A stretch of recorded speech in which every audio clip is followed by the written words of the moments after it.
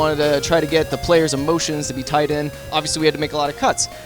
But the major goal is that it's a platformer, and he has to go running around the world trying to find his ship parts in order to repair his ship and go home. So by the end of the game, we were going to have them make the decision then, but it also is linked to a karma system. Depending on which NPCs he was going to help out with side quests, obviously all that got cut.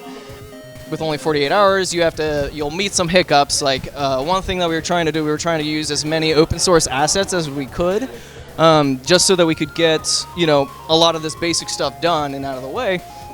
But we found out mid-development that we couldn't actually change the default player controller in Unity, so we had to basically write our own.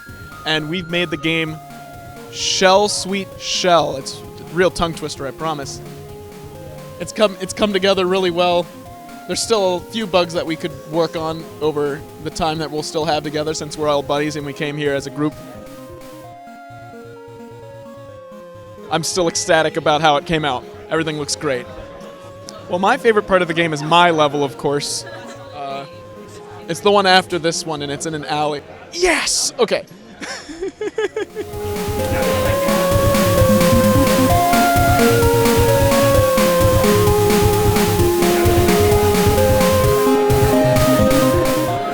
So my name's Austin, and I'm a part of the Splody Soup team here at the Cincinnati Global Game Jam. And this is the game that we made. It's called Day of the Dad, a pun on Day of the Dead. So this game, basically what your goal is to feed these ravenous children, you'll see over here, by making an assortment of children foods like pudding, ice cream, and the sort. But the issue is that there's a dog that runs around and tries to knock the food and turn it into garbage. Favorite thing about this game, the finished product, is actually the art done by Sydney and Brandon on our team. It's amazing. It just fits the art aesthetic, and as you can see here, even our end screen here looks beautiful. So yeah, tons and tons of work. My brain is kind of swirling, and I'm probably about to pass out.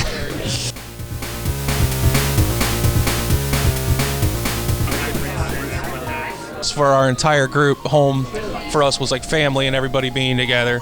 So your character was going to have to go out and get the members of your family that had left and bring them back, and you were going to fight shadowy figures of what your character, because your character's a younger teen and they're also the youngest child, so they were going to have to fight shadowy figures of what they perceived as was keeping their family members away, like a shadowy figure of a significant other, or the brother went off to war, so it was going to be a soldier.